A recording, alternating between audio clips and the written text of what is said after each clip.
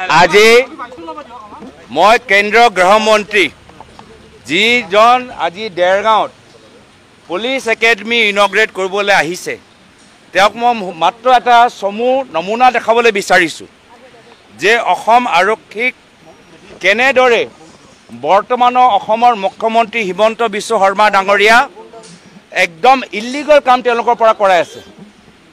অসম আৰক্ষীসকলক ৰাজনৈতিক অস্ত্ৰ দৰে ব্যৱহাৰ কৰি তেওঁলোকৰ ট্ৰেক ৰেকৰ্ড বেয়া কৰি আছে, তেওঁলোকৰ ফাইল বেয়া কৰি আছে, তেওঁলোকৰ প্ৰমোশ্যন হোৱা সুবিধাখিনি তাত তেওঁলোকে বাধা দি আছে আৰু বাৰম্বাৰ মুখ্যমন্ত্ৰী মহোদয় কিছুমান নিৰ্দেশ দি অসম আৰক্ষী আৰু আমাৰ গুৱাহাটী ন্যায়ালয়ৰ মাজত সংঘাত হওক সেই পৰ্যায়লৈ গৈ আছে।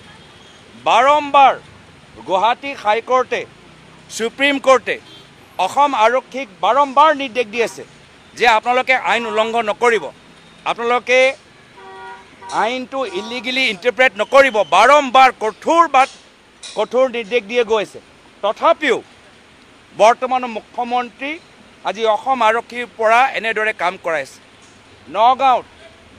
নগাঁৱত দুজন আৰক্ষীৰ ওপৰত বৰ আক্ৰমণ হ'ল, তেওঁলোকক কেনেদৰে মাৰিলে পিটিলে সেইসকলক ক'ত গ'ল? যিসকলৰ নাম অসমৰ মন্ত্ৰী পীযুষ হাজৰিকা ডাঙৰীয়া ল'লে তাৰ ভিতৰত সেই 8জন মানুহ যিসকলে পুলিচক ধৰিছে, ডিঙিত এনেকৈ হাত দিছে, এনেকৈ পাঞ্চ কৰিছে, কিক কৰিছে, তেওঁলোকৰ মেচিন গান কাঢ়ি লৈ গৈছে, সেইসকলক অসম আৰক্ষী নধৰে কিয়? কি তেওঁলোকে বিজেপি দলৰ সদস্য। আৰু আজি গুৱাহাটী এজন অধিবক্তাক মুখপাত্ৰ মাত্ৰ এটা টুইটৰ কাৰণে আমাক যি খবৰ দিছে, এটা টুইটৰ কাৰণে লখিমপুৰৰ পৰা ইমান পুলিচ বাহিনী আহিছে, কিন্তু যেতিয়া নগাঁও যেতিয়া 2জন কনষ্টেবলৰ ওপৰত ইমান বেয়াকৈ তেওঁলোকক মাৰিলে পিটিলে, এতিয়া তেওঁলোকক অসম আৰক্ষী ধৰিব পৰা নাই। আজি অসম আৰক্ষী এনে একো সন্মান নাই।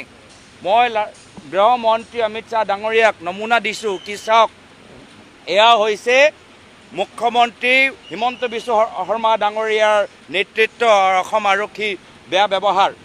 কি যেতিয়া 2জন আৰক্ষীৰ ওপৰত আক্ৰমণ হয় তেতিয়া মুখ্যমন্ত্ৰী নিমাতিকন্যা হৈ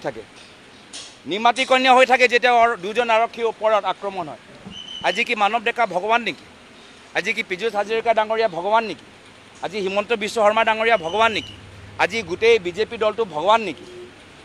অসমৰ মানুহে আৰক্ষীক পিটিব পাৰে কিন্তু ভগৱানৰ বিৰুদ্ধে মাত মাতিব নোৱাৰে, ভগৱানৰ বিৰুদ্ধে টুইট কৰিব নোৱাৰে, মানৱ ডেকা ডাঙৰীয়াৰ বিৰুদ্ধে টুইট কৰিব নোৱাৰে, পীযুষ হাজৰিকা ডাঙৰীয়াৰ বিৰুদ্ধে টুইট কৰিব নোৱাৰে, হিমন্ত বিশ্ব শৰ্মা ডাঙৰীয়াৰ বিৰুদ্ধে টুইট কৰিব নোৱাৰে, আৰু বিজেপি দল হ'লে পুলিচক পিটিব পাৰে। এয়াই বাৰ্তা দিবলৈ বিচাৰিছে গৃহমন্ত্ৰী অমিত শ্বাহ ডাঙৰীয়া, এয়া বাৰ্তা দিবলৈ বিচাৰিছে মুখ্যমন্ত্ৰী, এয়া বাৰ্তা আজি অসম আৰক্ষীক দিবলৈ বিচাৰিছে কি তোমালোকৰ 2জন সতীৰ্থসকলক বিজেপি দলে মাৰিব পাৰে, পিটিব পাৰে, যে তোমালোকে নিমাত হৈ থাকিবা। আৰু যদি অসম আৰক্ষীক আমি ইলিগেল অৰ্ডাৰ দিওঁ, যি অৰ্ডাৰ তেওঁলোকৰ ট্ৰেক ৰেকৰ্ড বেয়া কৰিব, যি অৰ্ডাৰ তেওঁলোকৰ প্ৰমোশ্যনত বাধা দিব, যি অৰ্ডাৰ তেওঁলোকৰ ওপৰত পিছত গৈ কেছ হ'ব, যি অৰ্ডাৰ পিছত গৈ গুৱাহাটী হাইকোৰ্ট সুপ্ৰিম কোৰ্টত তেওঁলোকে হাজিৰ হ'ব লাগিব, এনেধৰণৰ কামখিনি কৰাইছে। এনেধৰণৰ কামখিনি কৰি আজি কাক তেওঁলোকে বিপদত পেলাইছে? অসম আৰক্ষীক। মুখ্যমন্ত্ৰী হিমন্ত বিশ্ব শৰ্মা ডাঙৰীয়া এনেদৰে অসম আৰক্ষীক ব্যৱহাৰ কৰি অসম আৰক্ষীসকলক বিপদত পেলাই আছে। আৰু সেইকাৰণে আৰক্ষীসকলৰ আজি তেওঁলোকেও জানে যে তেওঁলোকৰ পৰা ইলিগেল কাম কৰাই আছে, কিন্তু তেওঁলোকে বাধ্য, তেওঁলোকে ক'ব পৰা নাই, কিন্তু আমি গম পাইছোঁ, আমি খবৰ পাইছোঁ। আজি সেইকাৰণে কেন্দ্ৰীয় গৃহমন্ত্ৰী অমিত শ্বাহ ডাঙৰীয়া আজি এইখিনি বাৰ্তা কওক, আপোনালোকৰ সতীৰ্থসকলক সোধক কি গৃহমন্ত্ৰী আপোনালোকে পুলিচ একাডেমি দেৰগাঁৱত এইখিনি কথা শিকাবলৈ গৈছে নেকি? কি বিজেপিয়ে ইলিগেল কাম কৰালে আপোনালোকে মানি থাকক, নিমাত হৈ থাকক, আৰু 2জন সতীৰ্থৰ ওপৰত কোনোবা আক্ৰমণ কৰাৰ আগতে সুধিব লাগে কি আপোনালোকে বিজেপি নে বিজেপি নহয়, আৰু যদি বিজেপি হয় তেতিয়া নিমাত হৈ থাকিব লাগে। আমি বাৰম্বাৰ কৈছোঁ যে আমি ইয়াত আহিছোঁ, আমি চিটুৱেশ্যনটো চাবলৈ বিচাৰোঁ। এজন MP আৰু আমাৰ 2জন বিধায়কজনক আমাক ওপৰলৈ যাবলৈ নিদিলে। আমি কিবা আইন ভংগ কৰিছোঁ নেকি? আমি কেছটো জানিবলৈ বিচাৰোঁ। আমিও জানিবলৈ বিচাৰোঁ, যাৰ ফলত বিধানসভাত অসম আৰক্ষীক কেনেদৰে ৰাজনৈতিকৰণ কৰা গৈছে আমাৰ বিধায়কসকলে উত্থাপন কৰিব পাৰিব। আমিও কেছৰ ডিটেইলছ ল'বলৈ বিচাৰোঁ। আমিও কেছ ল'বলৈ বিচাৰোঁ। কেইজন এমপি এটা প্ৰট'কল থাকে, লোকসভাৰ প্ৰট'কল থাকে। কিন্তু আজি অসম আৰক্ষী যিদৰে এজন এমপিক যিদৰে নিজৰ কোঅপাৰেশ্যন দিব লাগে, সমৰ্থন জনাব লাগে, আইন পালন কৰিব লাগে, প্ৰট'কল পালন কৰিব লাগে, এটাও কৰা নাই। অলপ দিন আগতেই অসম আৰক্ষীৰ ৰূপহী অচিত কেনেদৰে এজন সাংসদজনক মিছলিড কৰিলে ঘটনাৰ ভিতৰত উত্থাপন হ'ল। আৰু সকলোৱে জানে, ৰাইজ চাই আছে।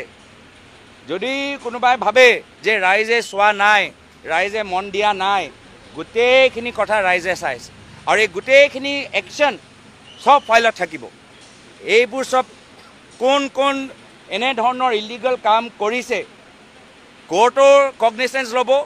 আৰু আমিও ৰাইজৰ প্ৰতিনিধি হিচাপে আমিও কগনিচেঞ্চ ল'ম যে ইলিগেল কামখিনি কোনে কৰি আছে। ইলিগেল কাম কৰা কোনো মানে নাই। এজন অসমৰ আৰক্ষী বিষয়াই ক'ব পাৰে যে মই সংবিধানৰ শপত লৈছোঁ, মই কোনো ৰাজনৈতিক দলৰ শপত লোৱা নাই, মই সংবিধানৰ শপত লৈছোঁ।